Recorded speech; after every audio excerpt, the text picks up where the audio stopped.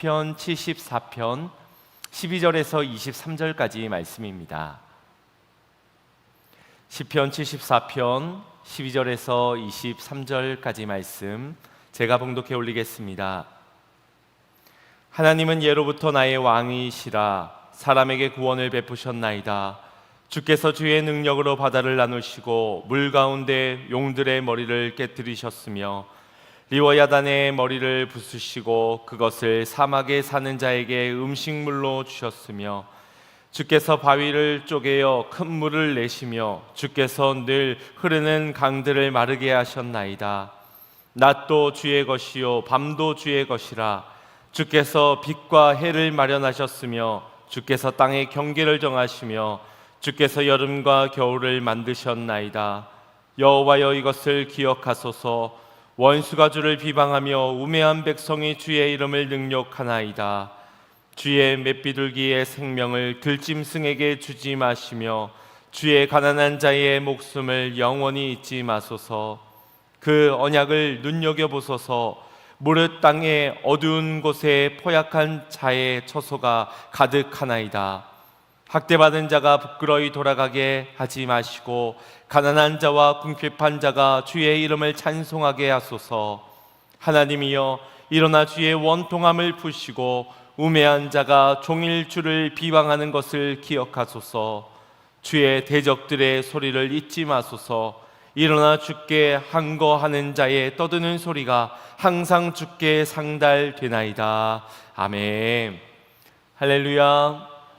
오늘도 우리의 모든 형편과 사정을 다 아시고 감찰하시는 우리 하나님께서 이 시간 좋은 것으로 사랑의 음성으로 우리의 피할 길로 말씀해 주실 줄로 믿습니다. 그 길을 밝히 믿음으로 발견하고 순종으로 걸어갈 수 있는 우리 모두가 되기를 간절히 소망합니다. 1957년 미국 존스 홉킨스 대학의 존 리어터 교수가 진행한 한 가지 실험이 있었습니다. 첫 번째 실험에서 물을 담은 통 하나를 두고 거기에 여러 마리의 쥐들을 넣은 후에 뚜껑을 닫고 사방에 천을 씌워 모든 빛을 차단하였습니다. 그러자 쥐들은 앞이 보이지 않는 상황에서 헤엄을 치기를 이내 포기하고 평균 3분 만에 모든 쥐들이 죽고 말았다고 합니다. 두 번째 실험에서는 동일한 조건들로 물이 든 통에 쥐들을 넣고 이번에는 아주 자그마한 미세한 빛 하나를 이 통 안에 스며들도록 하였습니다. 그러자 이 쥐들은 미세한 빛을 보며 평균 2160분, 시간으로 말하자면 36시간을 더 헤엄치며 살았다라고 합니다. 첫 번째 실험에서 어둠 속에 갇혀있던 이 쥐들이 처음에 살고자 발버둥 쳤을 겁니다. 이리도 헤엄쳐보고 저리도 헤엄쳐보고 물에 빠져 죽지 않으려고 안간힘을 썼겠지만 아무런 빛도 없는 칠흑과 같은 암흑 속에서 인해 살고자 하는 노력을 스스로 포기하고 만 것입니다. 하지만 동일한 조건에서 미세한 빛만 주었을 뿐인데 이 두 번째 실험쥐는 첫 번째 실험쥐보다 무려 730배나 더 살게 되었다는 것입니다. 존 리어터 교수는 이러한 시험 결과를 보면서 과연 쥐들에게 이와 같은 절망적인 상황에서 이겨낼 수 있게 하는, 견딜 수 있게 하는 어떤 힘이 있는가라는 의문을 가지고 한 가지의 실험을 더 해보았다고 합니다.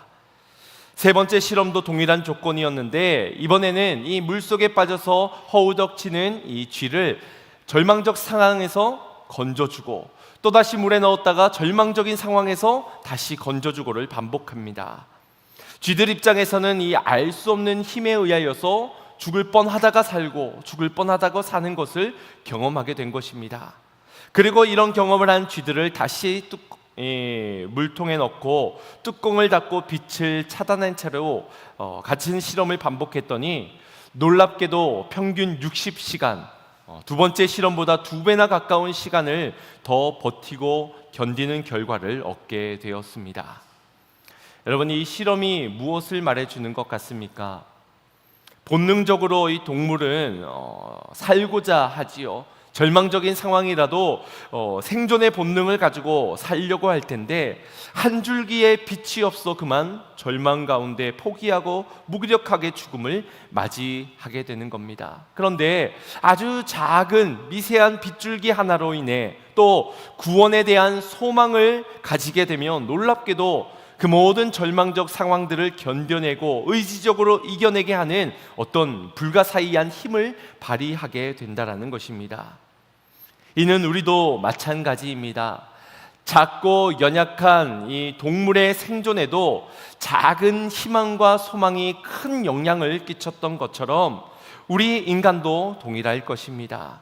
그만큼 소망의 힘이 굉장한 영향력을 끼친다라는 것을 말해주는 것입니다. 1944년 세계 2차 대전 당시 유대인 랍비가 자신의 아들과 함께 집단 수용소에 갇히게 된 일이 있었습니다. 이 아버지는 추운 겨울날 아들을 데리고 수용소 건물 한 구석으로 가서는 어렵게 구한 버터 한 조각을 그릇에 넣어다가 거기에 심지를 꽂은 후에 거기에 불을 붙이게 됩니다. 그러면서 아들에게 이런 말을 합니다. 사람은 밥을 먹지 않아도 3주는 버티고 물을 마시지 않아도 3일은 버틸 수 있단다. 하지만 희망이 없으면 단 하루도 버틸 수 없단다. 어둠을 밝히는 이 불이 곧 희망이다. 우리는 살아계신 하나님에 대한 희망을 끝까지 놓지 말아야 할 것이다 라는 말을 해 주었다고 합니다. 여러분, 세상을 살면서 불빛을 보면서 아니면 누군가의 말로 인하여 그 작은 희망으로도 또 헛된 소망이라 하더라도 우리가 잠시 잠깐이라도 버티고 견딜 수 있는 힘을 안겨줄 텐데 하물며 우리 믿는 자들에게 희망이 무엇입니까? 우리에게 무엇이 비치고 무엇이 소망이 됩니까? 바로 참 소망이 되신 참 빛이 되신 예수 그리스도이십니다. 그렇기에 믿음의 성도들은 현실이 아무리 절망적이다 하더라도 포기해서는 안 됩니다. 좌절해서도 안 될 것입니다. 끝까지 빛 되신 주님을 바라보며 구원의 하나님께 소망을 두고 끝까지 인내하며 살아가야 할 줄로 믿습니다. 이 땅에서 생존을 넘어 영원한 삶의 축복을 그런 소망을 가진 자가 누리게 될 줄로 믿습니다. 사단은 우리의 상황을 어렵게 만들면서 절망토록 만듭니다. 상황에 매이도록 만들 것이고 한계에 갇히도록 만들 것이겠지만 하나님을 신뢰함으로 모든 상황을 이겨내시고 말씀과 기도로 한계를 뛰어넘는 자로 살아가는 성도님들이 되시기를 주님의 이름으로 축원드립니다. 우리 옆 사람 보면서 이렇게 축복했으면 좋겠습니다. 소망을 잃지 마시기 바랍니다. 다시 한 번 더 주님을 신뢰하시기 바랍니다. 아멘. 이것을 우리 주님께서 원하시는 줄로 믿습니다. 오늘 말씀을 통하여서 한 줄기의 빛을 발견하고 또 영원한 소망을 발견할 수 있는 은혜가 있기를 간절히 소망합니다. 오늘 본문은 시편 74편으로 아삽의 탄원시입니다. 지난 73편에서는 개인적 고난과 불의로 인해 괴로워하던 시인의 탄원시였다면 오늘 본문인 74편은 공동체적 재난을 겪으면서 이스라엘 민족 전체가 하나님 앞에 부르짖는 탄원시입니다. 이 본문의 배경이 되는 때는 BC 586년경으로 유다가 이 바벨론에 의하여서 처참하게 멸망을 당하고 예루살렘 성전이 파괴되었을 때 그때로 추정을 합니다. 특별히 이 시를 쓴 저자는 아삽이라는 인물인데 이 아삽이라는 인물이 시편 73편부터 83편까지 그리고 시편 50편까지 더해서 총 12편의 시를 작성하였습니다. 그는 레위 지파의 게르손 가문 출신으로서 다윗 왕 시대에 하나님을 예배하는 처소에서 하나님을 찬양을 도맡아 인도하던 예배 인도자이자 예언적 메시지를 담은 시를 썼던 선지자였습니다. 우리가 이 시편의 저자에 대해서 알 필요가 있는 이유는 그가 하나님을 찬양하고 예배하는 자로 세움받은 자였기 때문입니다.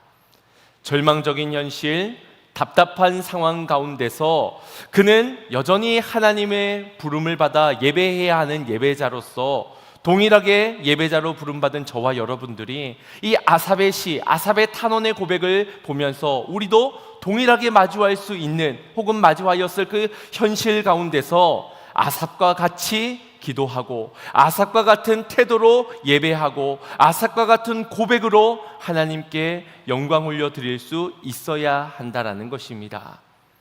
앞서 말씀드린 대로 본시는 이 시인을 비롯한 이스라엘 전 민족에 겪고 있는 비극 가운데서 하나님을 찾으며 탄원하고 있는 내용입니다. 그래서 1절부터 11절까지의 탄원을 보면 다소 충격적인 고백이 담겨져 있습니다. 먼저 1절을 보시면 하나님이 우리를 버리셨다. 어찌하여 나를 영원히 버리시나이까를 반문하고 묻습니다. 예배하던 성전은 불타져 버렸지요. 하나님의 응답을 기다리지만 하나님의 표적은 나타나지가 않습니다. 말씀을 대언하던 선지자들도 다 사라져버린 그 상황이 그저 원통하기만 한 것입니다. 아무리 믿음이 있다 해도 이런 절망적인 상황이 지속이 된다고 하면 탄식하지 않을 사람은 한 사람도 없을 것입니다. 더욱이 믿었던 하나님이 좀처럼 응답을 해주시지 않고 고통이 길어지다 보니 어느덧 하나님이 우리의 고통에는 아무런 상관도 하지 않는 그 하나님의 침묵을 느끼게 되면은 절망을 할 수밖에 없는 것입니다. 그냥 도끼에 찍혀도 아프지만 믿는 도끼에 찍히는 게 훨씬 더 괴로운 것인 법입니다. 그럼에도 우리가 이 아삽에게 배워야 하는 태도는 그의 이 탄원이, 기도가 하나님을 향하고 있다라는 것입니다. 지난주에도 Why me? 이것이 하나님을 향하였을 때 그것은 긍정이 될 수 있다는 것은 반드시 응답하시는 하나님을 만날 수 있기 때문이라 하였습니다. 마찬가지로 그가 이 탄원하는 어찌하여 나를 영원히 버리시나이까 묻고 있긴 하지만 그러나 그의 이 태도가 하나님을 향하고 있다는 것에 희망이 있는 것입니다. 기도하는 자는 희망이 있는 것입니다. 기도를 들어 응답하시는 하나님이 우리에게 좋은 것으로 주실 것이기에 기도하는 자에게는 소망이 있는 것입니다. 또한 창조자이시고 구원자 되신 하나님을 우리가 예배해야 한다는 사실은 변함이 없는 것입니다. 그렇기에 11절까지 탄식과 절규를 했던 암울했던 그 분위기에서 오늘 본문인 12절 말씀부터는 이 찬양으로 반전이 이어지는 것이 보여집니다.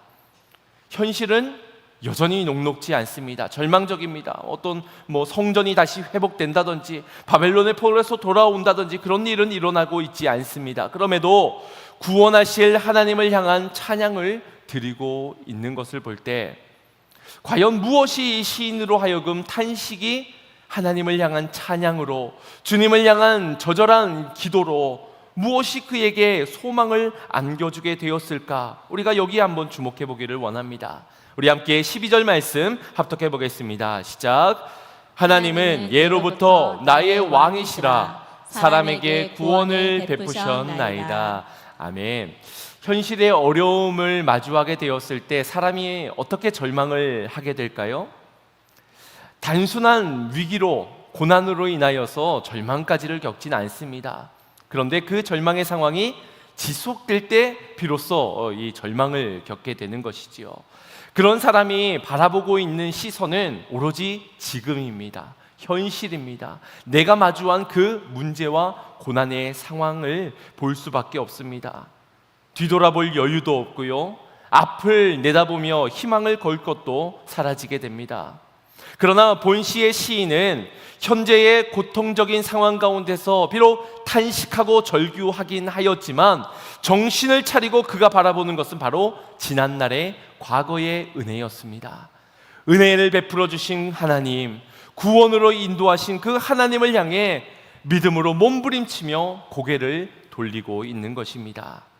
우리가 현재의 문제들은 어떻게든 바꾸어 낼 수 있습니다. 그런데 바꾸어 낼 수 없는 그런 현재의 문제를 만나게 되었을 때 절망을 한다고 볼 때 우리가 영원히 고통받는 그 시간들이 계속될 것처럼 느껴지지만 그렇지 않습니다. 그런데 우리의 과거는 변합니까? 변하지 않습니까? 아무리 애써 포장하고 감추려 해도 우리의 지난날의 과거는 바꾸어지지가 않습니다. 그러니 변하지 않는 과거를 되돌아보면서 그때의 구원을 베푸신 은혜의 하나님을 기억하는 일은 소망을 잃어버리고 현재에 매몰되어서 좀처럼 빠져나올 수 없는 우리에게 강력한 힘을 안겨주는 것입니다.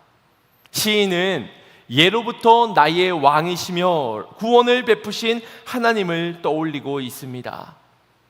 그가 나의 왕이시여 라는 표현을 하고 있는데, 이는 시인과 하나님의 특별한 관계를 강조하는 동시에 주권이 하나님께 있음을 찬양하는 것입니다. 이처럼 신앙은 하나님과의 바른 관계에서부터 비롯되어지는 것입니다.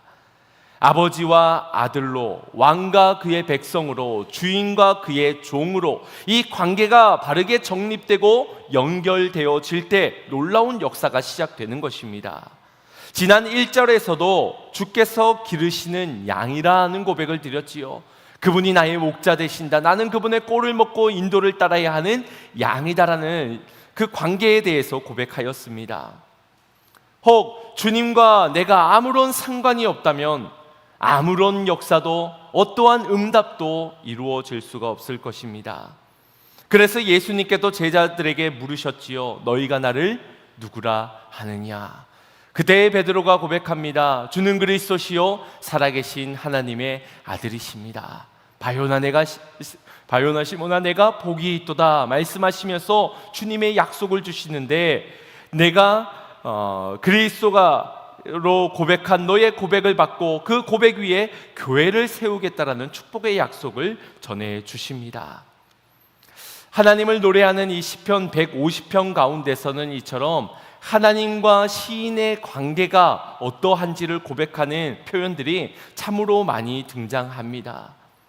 시인은 특별히 그 관계가 예로부터 시작되었다는 고백을 오늘 하고 있지요.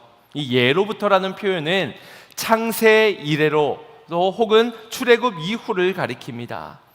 2절에서도 옛적부터 얻으시고 속량하셨다라는 기록을 한 것처럼 하나님이 시인의 왕이 되시는 그 특별한 관계가 창조 이래로 또 이스라엘 건국 이래로 지금까지 이어져 왔다는 것을 고백을 하는 것입니다. 하나님의 택하신 그 은혜로 구원의 그 은혜 가운데서 하나님과 맺어진 이 특별한 관계를 의지하면서 온 힘을 다해서 주님을 찬양하고 있는 것입니다. 이 특별한 관계는 우리에게도 동일하게 적용할 수 있을 것입니다. 창조하실 때부터 하나님은 언제나 우리의 왕이 되셨습니다. 우리가 우리 스스로 왕이 되고자 할 때도 이 땅에 다른 이방의 왕들처럼 우리에게도 하나님 말고 다른 왕을 세워달라고 요청할 때도 언제나 하나님은 우리의 구세주가 되어 주셨습니다. 우리가 주님을 알지 못하던 그 과거에서부터 맺어진 이 특별한 관계, 이 은혜의 축복된 관계는 그 무엇으로도 끊을 수 없는 것입니다. 우리 로마서 8장 35절 말씀 합독해 보겠습니다. 시작. 누가 우리를 그리스도의 사랑에서 끊으리요? 환난이나 곤고나 박해나 기근이나 적신이나 위험이나 칼이랴. 아멘. 이렇게 환난부터 칼까지 우리의 삶에 마주할 수 있는 여러 가지의 고난의 상황을 나열하면서 그러나 그 어떤 것으로도 그리스도의 사랑에서 끊을 수 없느니라 말씀하고 있습니다. 사랑하는 성도 여러분, 절망적인 상황 가운데서 때로는 찬양도 멈춰지고 믿었던 그 소망도 사라져버릴 수 있습니다. 그리고 거기에 남는 건 원망과 불평, 탄식과 절규뿐일 것입니다. 그러나 오늘의 시인처럼 뒤를 돌아보며 하나님이 내게 맺어주신 어떤 것으로도 끊어지지 않는 나를 향한 주님의 사랑의 그 줄을 바라볼 수 있기를 소망합니다. 그럼에도 여전히 우리를 사랑하시고 우리를 긍휼히 여기시며 은혜 베푸시는 구원의 하나님을 바라볼 수 있는 저와 여러분이 되기를 소망합니다. 그래야 멈춰졌던 찬양이 회복되어질 수 있습니다. 잃어버렸던 소망도 다시 회복되어지는 것입니다. 아브라함에게 맺었던 그 언약이 저와 여러분에게까지 이어진 줄을 믿으시고 나의 왕 되신 주님, 구원의 그 하나님을 바라보며 고통 중에도 예배하는 저와 여러분 되기를 간절히 소망합니다. 그래서 시인은 이어진 13절부터 15절까지 해서 과거로 눈을 돌리며 그날의 구원을 이루신 하나님을 고백합니다. 여기에서 왕 되신 하나님의 구속 역사를 매우 구체적으로 서술하고 있는데, 여기에서 시인은 구원의 매우 상징적이고도 강력한 이미지를 사용하고 있습니다. 우리 13절 14절 말씀 합독하겠습니다. 시작. 주께서 주의 능력으로 바다를 나누시고 물 가운데 용들의 머리를 깨뜨리셨으며 리워야단의 머리를 부수시고 그것을 사막에 사는 자에게 음식물로 주셨으며. 아멘. 바다와 물 가운데 용들과 리워야단이 등장하고 있습니다. 이는 모두 하나님이 세우신 질서를 위협하는 세력들로 무질서를 대표하는 자들입니다. 하나님은 이런 혼돈의 세력들을 완전히 무너뜨리시는 분이시라고 소개합니다. 하나님께서 이 땅을 창조하시면서 그리하셨고요, 또한 애굽의 종노릇하던 이스라엘 백성들을 출애굽시키시면서 이 모든 하나님의 질서를 다시 세워 가셨습니다. 그래서 이 본문에서는 창조의 사역과 함께 출애굽의 과정들을 우리로 하여금 생각나게 합니다. 바다를 나누셨다, 홍해가 갈라진 사건, 또 거기에서 바로 왕과 또 애굽의 군사들이 다 그 바다에 갇혀서 죽임을 당하게 되지요. 용들의 머리를 깨뜨리시고요, 리워야단의 머리를 부수시며 광야에서 여러 적들을 물리치십니다. 또 이 출애굽 이후에 광야에서 베푸신 기적을 이 15절 말씀에도 이어가게 하시는데, 바다를 쪼개어 큰 물을 내시는, 이 마라를 쓴 물을 바꾸시는, 단물로 바꾸시는 우리 하나님, 또 늘 흐르는 강을 마르게 하신 요단강을 그렇게 건너가게 하신 하나님을 생각나게 합니다. 하나님께서 친히 맺으신 그 언약, 아브라함 때부터 맺으신 그 언약을 하나님께서 잊지 아니하시고 지켜주시기를 원하는 것입니다. 여러분, 계약을 누가 먼저 파괴한 것입니까? 죄인된 우리 인간이 파괴한 것이지요. 그런데 그런 연약한 우리 인간을 아셨기 때문에 아브라함과 맺었던 그 언약에서 원래는 언약자가 이 두 사람이 함께 쪼개진 짐승 사이를 함께 걸어갔다가 돌아오게 하였습니다. 누군가 한 사람이라도 이 언약을 어기게 되었을 때는 그 계약을 파기한 그 원인을 물어 그 사람을 이 짐승과 같이 쪼개어 죽이겠다는 그 약조를 하는 것입니다. 그런데 그렇게 되었다면 한 사람도 살아남을 인간이 없는 겁니다. 언약은 깨어지기 마련인 겁니다. 그래서 하나님께서 이 아브라함과 언약을 맺으실 때에는 불 가운데 홀로 그 짐승 사이를 지나가 주셨습니다. 인간에 의하여서 이 언약이 깨어지지 않을 수 있도록 하신 것이지요. 이 시인은 지금 그 하나님, 우리의 연약함을 아시고 홀로 그 언약을 지키시기 위해 지금까지도 일하셨던 신실하신 그 하나님을 의지하면서 주님, 언약의 그 하나님을 부르짖고 있는 것입니다. 16절 17절에서는 모든 만물을 창조하신 하나님께서 모든 자연 질서를 확립하셨음을 강조합니다. 특별히 시간과 공간을 만드셨다는 것을 교차대구법 구조로 설명을 하고 있는데, 낮과 밤으로, 또 빛과 해로, 여름과 겨울로 이렇게 쌍을 이루어 하나님이 세우시고 지금까지 유지해 온 우주의 질서를 말씀합니다. 하나님께서 시간과 공간을 창조하심으로 세우신 그 질서를 우리 주의 택한 백성들을 위한 구속사로 설명을 하는 것입니다. 16절 말씀을 보시면 낮도 주의 것이요 밤도 주의 것이라. 낮만 있었으면 좋겠는 우리의 인생 가운데서, 그러나 밤도 주님의 것이라 하나님의 주권을 말씀하시면서 주께서 빛과 해를 마련하셨다. 여러분, 누구를 위해 마련하셨을까요? 하나님을 위해서 필요한 것이 아닙니다. 그러나 빛과 해를, 그리고 여름과 겨울을 우리를 위해 마련해 주신 것입니다. 우리는 고통 중에 모든 질서가 다 무너지고 엉망진창이 된 것처럼 여겨지지만 여전히 빛은, 여전히 햇은, 여전히 낮과 밤은, 여전히 여름과 겨울은 질서 있게 운영되어져 가고 있지요. 이것을 통하여서 여전히 우리의 인생을 향한 하나님의 선하신 계획하심의 질서는 주님께서 친히 주관하고 계신다는 것을 고백하고 있는 것입니다. 시인은 지금 이 사실을 통하여 절망 속에서도 여전히 통치하시고 주관하시는 하나님을 향한 찬양을 드리고 있습니다. 절망적 상황은 찬양을 멈추게 하고도 또 소망을 잃어버리기도 하지만 창조를 유지하시고 또 우리를 위해 마련해 주신 그 하나님을 찬양하는 일을 결코 멈추지 아니하였습니다. 오늘 이것이 우리가 본받아야 할 모습인 줄로 믿습니다. 고통 중에서도 여러분 예배하기를 멈추지 마십시오. 여러분의 상황과 여러분의 형편 주님 모르시는 바 아닙니다. 그럼에도 예배하기 위해 지음받은 우리는 사단의 유혹 가운데서도 끝까지 하나님을 찬양하는 일에 전심을 다해야 하고 하나님을 예배하는 일에 모든 걸 걸어야 할 줄로 믿습니다. 18절에서는 여호와여 이것을 기억하소서라고 탄원하고 있습니다. 시인은 주의 원수들이 하나님을 비방하고 하나님의 택한 백성들을 능욕하는 이 상황을 기억해달라는 호소를 드립니다. 원수가 하나님의 성전을 파괴했습니다. 하나님의 백성들을 학대합니다. 이것을 바라봐 주십시오. 그러면서 19절에 백성들을 하나님 보호하심 없이는 스스로 구원해낼 힘이 없는 맷 비둘기와 같습니다. 또 사회적으로나 경제적으로 어려움을 겪는 가난한 자와 같습니다라는 비유를 합니다. 이처럼 우리는 모두가 한없이 부족하고도 연약한 존재일 뿐입니다. 뭔가 할 수 있을 것 같을 때에도 그 할 수 없을 때 같을 때에도 우리의 노력과 의지로는 결코 스스로를 구원해낼 수가 없는 나약한 존재들이지요. 그래서 우리는 하나님이 필요한 법입니다.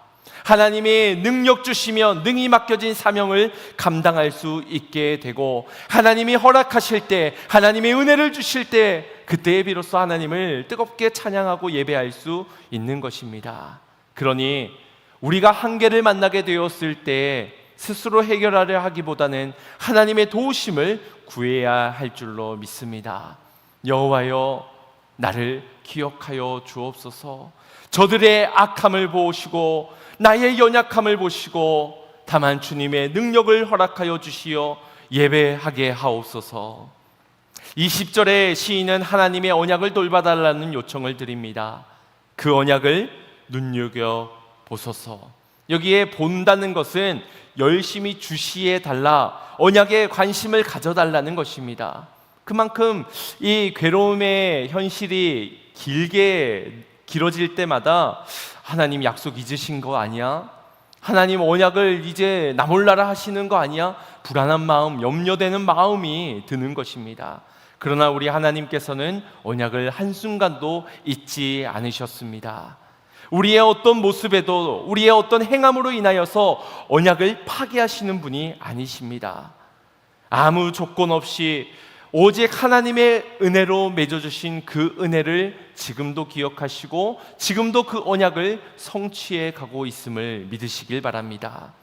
그러니 이 시인의 고백은 하나님이 잊은 것 같다, 외면하는 것 같다라는 것이 아니라 그동안 잊어서 탄원했던, 절규에 빠졌던 자신을 향하여 언약을 기억하시는 하나님을 기억하겠다는 고백을 드리고 있는 것과 같습니다.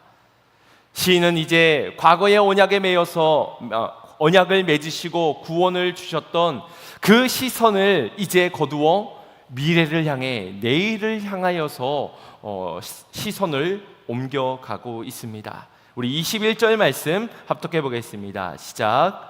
학대받은 자가 부끄러이 돌아가게 하지 마시고 가난한 자와 궁핍한 자가 주의 이름을 찬송하게 하소서. 아멘. 과거에 머물러 있던 그의 시선에서 은혜를 얻었습니다. 소망을 얻었습니다. 그리고 현재를 보면서 학대받은 내가 부끄러이 돌아가게 하지 마시고 가난하고 궁핍한 자가 주의 이름을 찬송하게, 내일이, 나의 미래가 그렇게 하나님을 찬송하게 하옵소서. 하나님이 은혜를 주셔야만, 하나님이 힘을 주셔야만 그 일을 할 수 있기 때문이라는 것입니다. 시인은 학대받고 소외되는 자들이 주의 이름을 찬송할 수 있는 내일을 기대하고 미래를 소망하며 간구를 드립니다.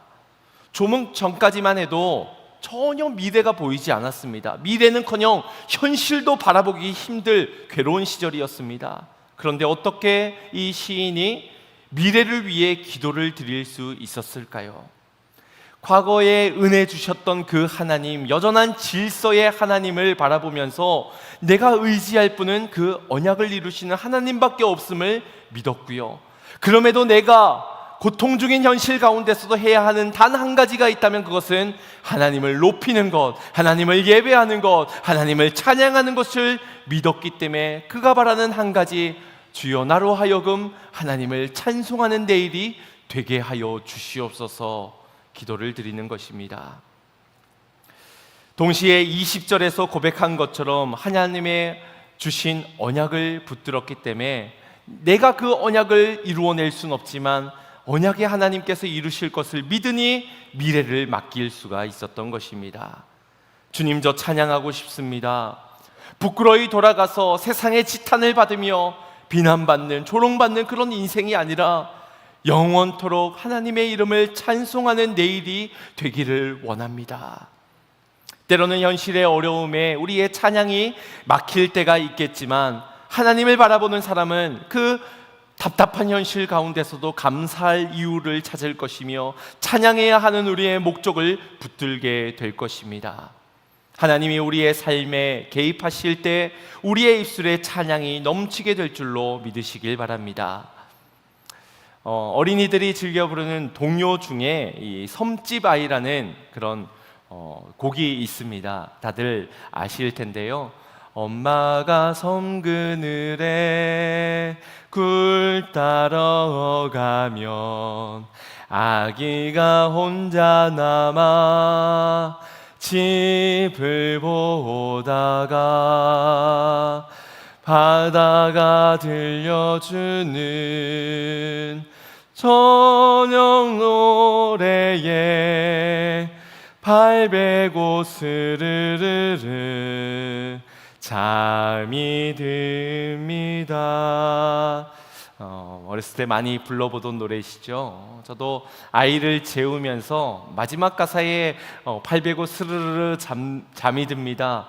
그만 좀 울고 제발 좀 잠 좀 자라 하면서 이 노래를 그렇게 불렀던 기억이 납니다. 그런데 이 가사를 가만히 생각해 보면 이렇게 슬픈 노래 가사가 또 없습니다. 아기가 혼자 집에 남아 엄마 없이 집을 지킵니다. 바다에 나가시니 어머니는 올 소식이 없습니다. 그저 파도 치는 소리만 하염없이 들려오는 적막한 집안에서 우리 엄마 언제 오시나, 우리 엄마 언제쯤 오시려나 하염없이 기다리다 지쳐 자기 팔을 베고 스르륵 잠이 들고 만 것입니다. 이 내용도 참 슬픈데 곡조도 참 서글퍼서 그래서 더 감정이 들어가는 것 같습니다. 이 상황을 보자면 사실 요즘 오늘날 같으면 굉장히 문제시될 상황이지요. 어디 아이를 혼자 두고 일을 나갑니까? 아이 방임죄로 잡혀갈 만한 그런 심각한 상황이 아닐 수 없는데, 그럼 왜 이 엄마는 나가서 일을 하러 나가서 이 아이가 혼자 잠들 때까지 왜 오지를 않는 것인가? 정말 무심한 엄마인가를 생각하게 됩니다. 그런데 2절 가사를 보면 이 이야기의 모든 상황들이 이해가 되어지지요. 아기는 잠을 고니 자고 있지만 갈매기 울음소리 마음이 설레요. 다 못 찬 굴바구니 머리에 이고 엄마는 모래길을 달려옵니다.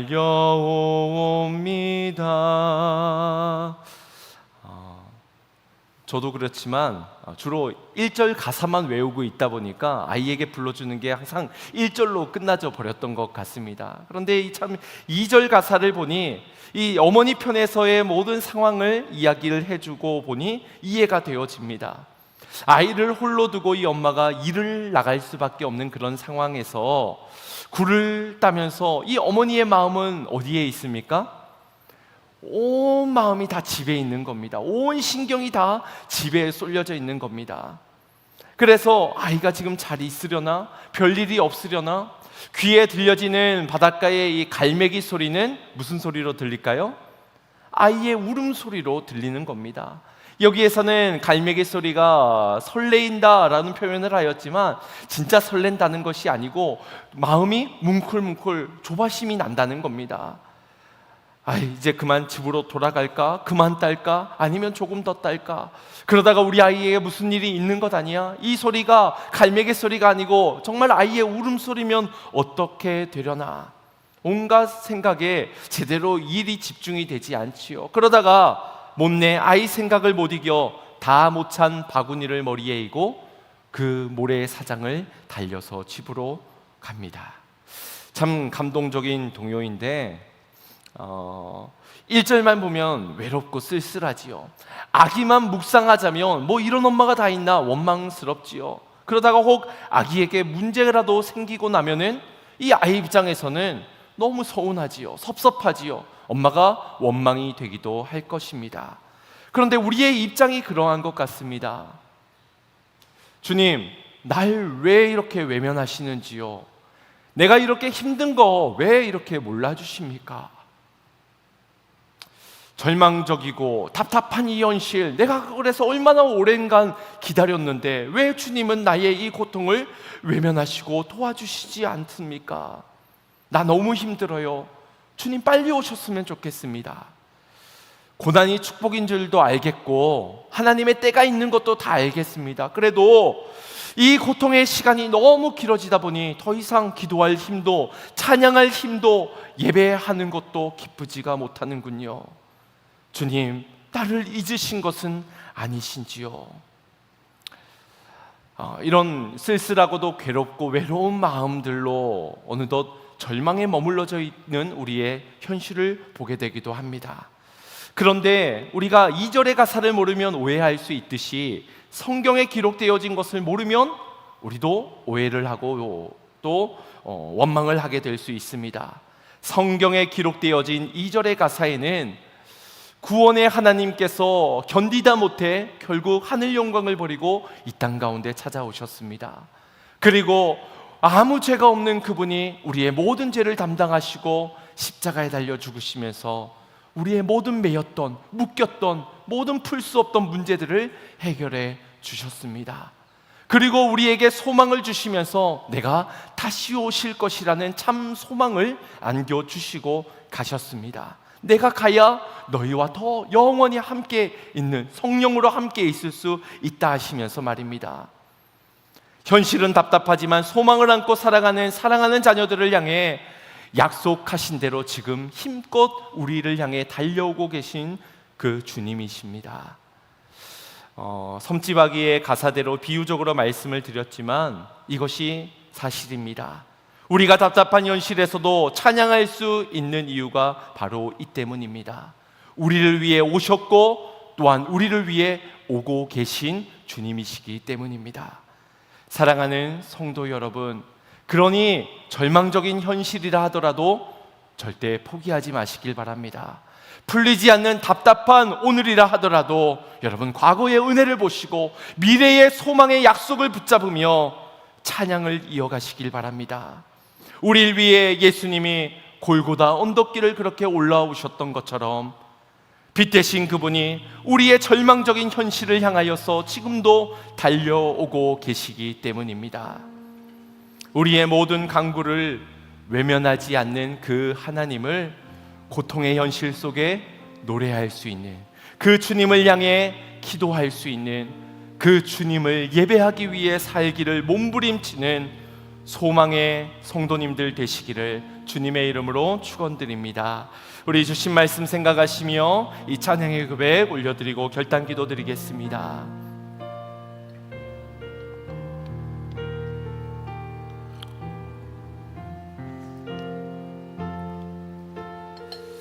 왜 나만 겪는 고난이냐고, 왜 나만 겪는 고난이냐고, 불평하지 마세요. 고난의 뒤편에 있는 주님이 주실 축복 미리 보면서 감사하세요. 너무 견디기 힘든 지금 이 순간에도 주님이 일하고 계시잖아요. 남들은 지쳐 앉아 있을지라도 당신만은 일어서세요.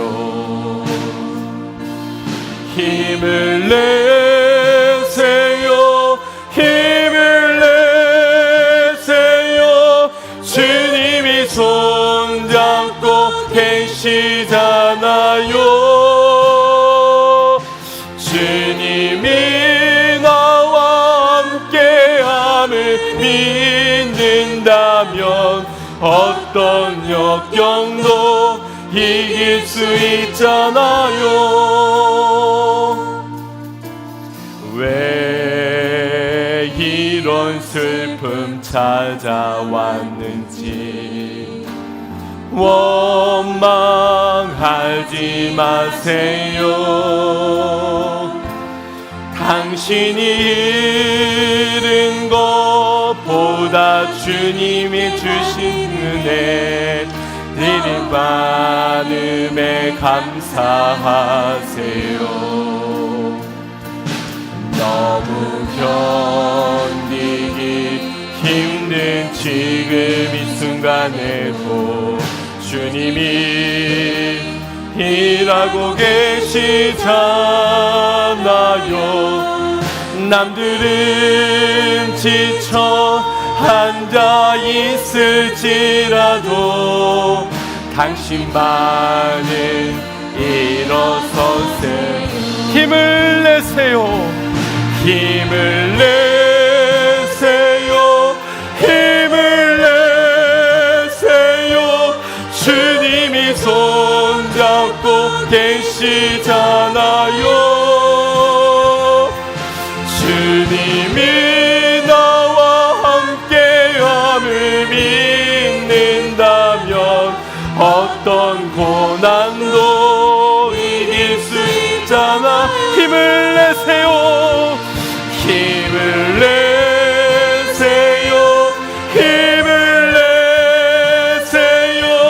주님이 손잡고 계시잖아요. 주님이 나와 함께함을 믿는다면 어떤 고난도 견딜 수 있잖아요. 여러분, 지금이 절망적일 수도 있고 어제가 절망이었을 수 있고 또 앞으로 또 다른 절망을 맞이할 수 있는 것이 우리의 인생입니다. 칠흑과 같은 어둠 속에서 아무런 빗줄기가 보이지 않을 그때에 여러분, 뒤를 한번 돌아보시겠습니까? 과거에 여기까지 인도해 오신 창조 때부터 내가 너를 지명하여 불렀나니 너는 내 아들이라 말씀해 주시며 하나님의 언약을 잊지 아니하시고 구원의 방주 가운데 우리를 초청해 주신 우리 하나님이 계십니다. 여러분, 그 하나님을 바라보며 믿음으로 힘을 내시고 소망의 내일로 소망의 미래를 향하여서 주님 찬양하길 원합니다. 예배하기를 원합니다. 힘을 더하여 주시옵소서. 외치는 자가 되기를 소망합니다. 길은 이해되어서 걸어가는 것이 아니라 믿으면서 걸어가야 하는 것입니다. 우리의 인생길 가운데서 이해되지 않는 것 투성이지만 주님을 믿는, 전적으로 주님을 믿는 믿음 가지고 주님을께로 가까이 나아가 고통의 현실에서도 하나님을 예배하며 찬양하는 자 되기를 원하오니 우리의 무너졌던 예배가 다시금 살게 하여 주시옵소서. 우리 함께 주여 한번 부르짖고 기도하겠습니다. 주여,